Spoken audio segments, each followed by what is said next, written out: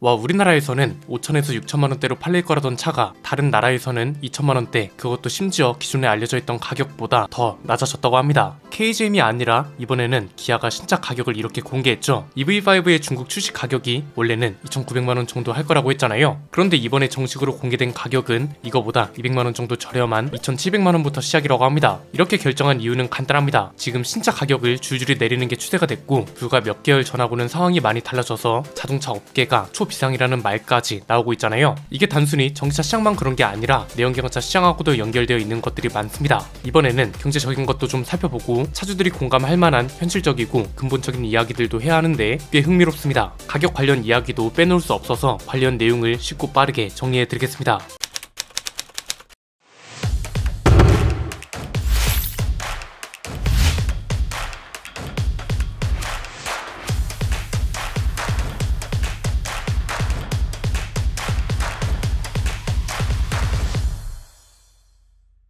기아가 EV5 가격을 정식으로 공개했죠. 정식 공개 가격은 이번이 처음입니다. 그전에는 가격 계획 정도만 나왔었잖아요. 중국에서 정식으로 공개된 가격은 약 2,700만원부터 시작한다고 하는데, 야, EV5가 크기로 치면 토레스랑 비슷하다고 하죠. 그런데 이건 전기 SUV가 2,700만원부터 시작한다고 하면 아무리 LFP 배터리가 들어간다 해도 혹하지 않을 수가 없겠는데요. 이 가격이 흥미로운 이유가 기아가 공개했던 가격 범위가 35,000에서 5만 달러, 우리 돈으로 약 4,680만원에서 6,680만원 사이였습니다. 이게 EV3, EV4, EV5의 가격 범위를 통틀어서 말한 거였고, 이 중에서 EV5가 가장 크니까 우리나라 판매 가격은 5천에서 6천만원 정도가 될 거란 소리였잖아요. 국내 사양과 중국 사양은 배터리 종류에서 차이가 있지만 5천에서 6천만원 정도 한다던 차가 중국에선 2천만원대에 팔린다는 거죠. 심지어 원래 예상 가격은 2,900만원 정도였는데 정식으로 공개한 가격이 오히려 200만원 정도 저렴한 거잖아요. 최근에 가격 때문에 갑론을박이 계속해서 있었던 현대기아 차기 때문에 아무리 중국 시장 가격이라 해도 센세이션하게 느껴질 수밖에 없는 것 같습니다. 이쯤에서 궁금한 건 왜 갑자기 요즘 들어서 가격 문제에 이렇게 예민하냐는 겁니다. 전기차는 수요가 줄어들어서 그렇다고 할 수 있는데 이게 왜 또 자동차 업계 전체가 초비상이라는 말까지 이어지냐는 거죠. 상황이 달라졌다고 하는데 대체 어떤 상황이 달라진 걸까요? 자, 가끔 댓글에서도 그렇고 주변에서 이런 말 하는 거 들어보셨을 겁니다. 야, 이미 다 올릴 대로 올려놓고 이제 와서 내리는 척 하는 거라니까 할인이 아니라 원래 가격대로 돌아가고 있는 거라고. 이런 건데 사실 이게 틀린 말은 아닙니다. 왜냐면 불과 작년까지만 해도 자동차 수요는 말 그대로 포화 상태였잖아요. 현대기아차는 대기 기간이 1년에 우스일 정도로 수요가 몰렸고 공급도 어려운 상황이었고, 이건 다른 브랜드들도 마찬가지였습니다. 그래서 이때 나온 신조어가 뭐다? 카플레이션이죠. 카플레이션이라는 말이 생겨날 정도로 차 수요는 몰리고 공급은 부족하고, 이에 따라 가격은 말도 안 되게 오르고 심지어는 중고차 시장에서 프리미엄이 붙는 사태까지 갔단 말이죠. 그런데 이게 만약 공급 상황이 계속 안 좋았다면 가격 인하 얘기는 나오지도 않았을 수도 있습니다. 그렇잖아요. 고객이 몰리는데 뭐하러 가격을 내리나요? 그런데 지금은 그게 아니죠. 카플레이션이 한창일 때 가격이 확 올랐고, 이때 올랐던 가격이 지금은 내려가서 일종의 정상화 내지는 안정화가 되고 있다는 겁니다. 이제는 공급 상황이 나아졌고 프리미엄이 붙을 이유도 없는 거죠. 여기에 경기 상황도 안 좋아지면서 사람들이 차를 안 사기 시작했습니다. 이러니까 공급 상황은 갑자기 나아지고 몰렸던 수요는 반대로 줄어들고, 한마디로 악재가 겹친 거죠. 비유하면 이런 겁니다. 우리 동네 아이스크림 가게가 너무 잘 돼요. 하루 한정 수량이 100개인데 손님은 막 300명씩 몰려요. 그러면 수요를 조절하려고 가격을 올렸는데 그래도 고객이 200명이나 있대요. 결국 아이스크림 수량을 어떻게 400개까지 늘렸는데 가격이 너무 비싸고 겨울이 돼서 고객 수가 50명으로 줄어든 이런 상황이란 겁니다. 그래서 자동차 회사들은 가격을 아예 내리거나 아니면 가격을 못 올리고 눈치 싸움을 하고 있는 거죠. 마침 또 최근에 가성비 전략을 펼치는 회사들이 여론도 좋게 가져가고 하니까 가격을 마음 놓고 올릴 수가 없는 상황이 됐다는 겁니다. 내연기관차도 이런 상황인데 전기차는 여기에 전체적인 수요 감소까지 겹치니까 더욱 두드러지고 있는 거죠.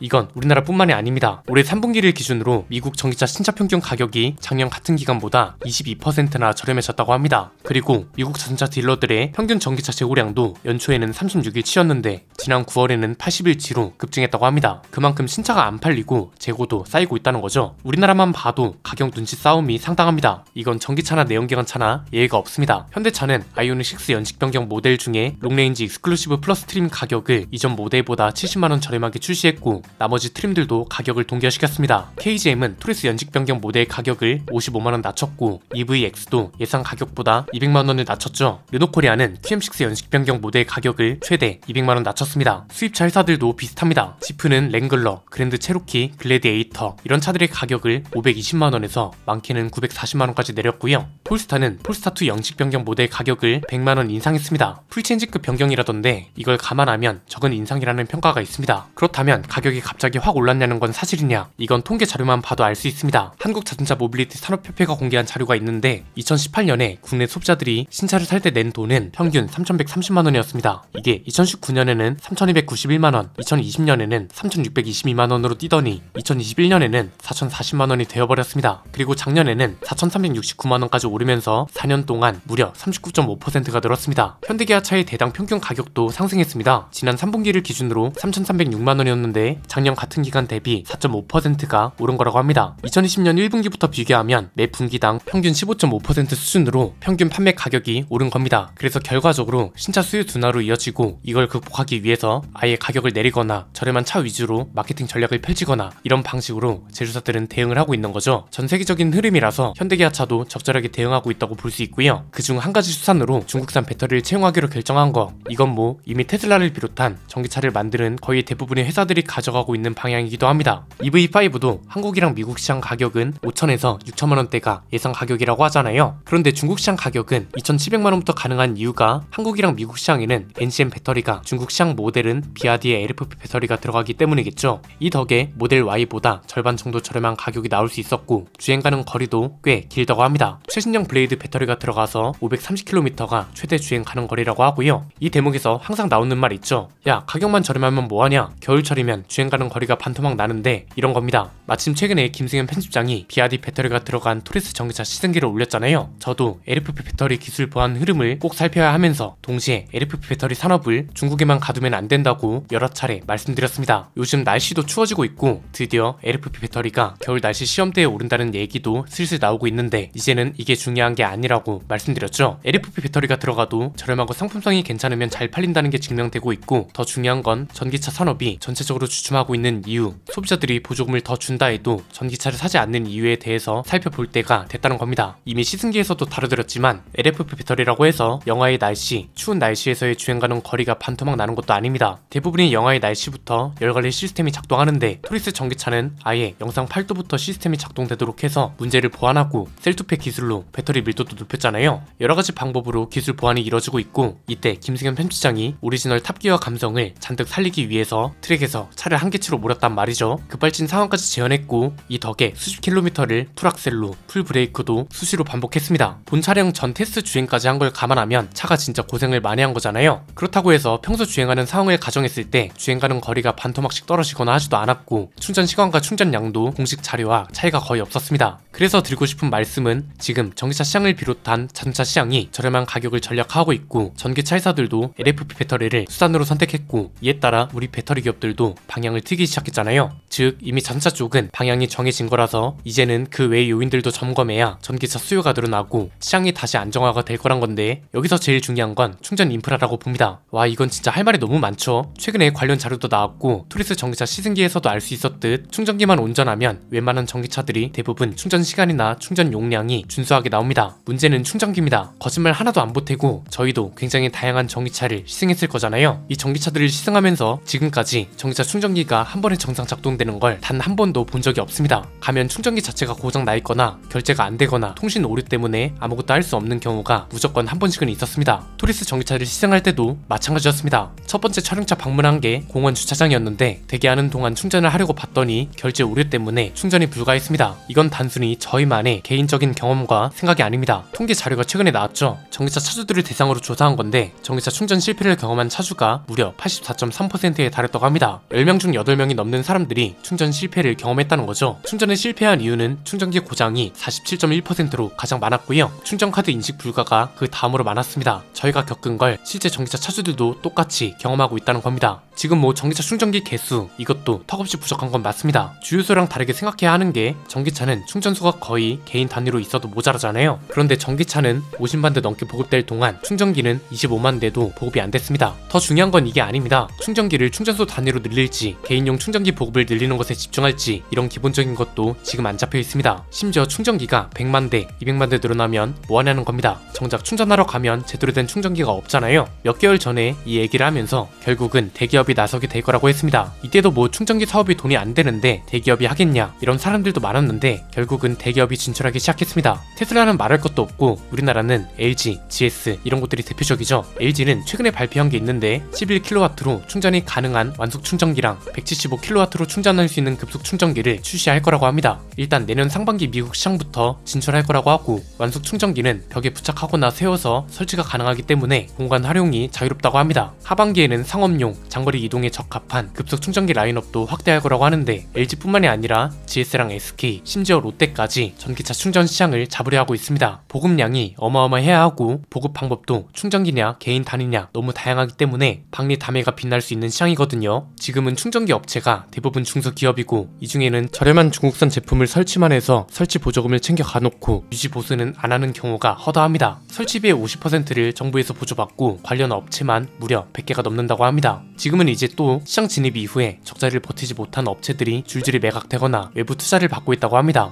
이미 전기차 차주들은 겨울철에 전기차 주행하는 거리가 평소보다 줄어드는 걸 충분히 이해하고 납득하고 있습니다. 최근에 설문조사를 자체적으로 진행했거든요. 무려 89%가 겨울철에 주행가는 거리가 평소보다 줄어드는 게 당연한 것이다, 납득할 수 있는 현상이다로 답을 해줬습니다. 즉 이미 효율 문제는 충분히 이해를 하고 있기 때문에 결국 전기차 수요를 늘릴 수 있는 방법은 가격만 내린다고 될 게 아니란 거죠. 단기적으로는 이게 반짝 효과가 있을 수 있지만 장기적으로 전기차 수요를 안정화시키고 싶으면 충전 인프라 사업부터 재정비가 필요해 보입니다. 차는 좋아도 충전 문제 때문에 선뜻 추천 못하는 사람들도 꽤 많을 거라고 보는데 이런 근본적인 것들부터 해결해야 하지 않을까요? 오늘 내용은 여기까지입니다. 내용이 유익하셨다면 구독과 좋아요, 알림 설정 부탁드립니다. 지금까지 저는 안피디였습니다. 감사합니다.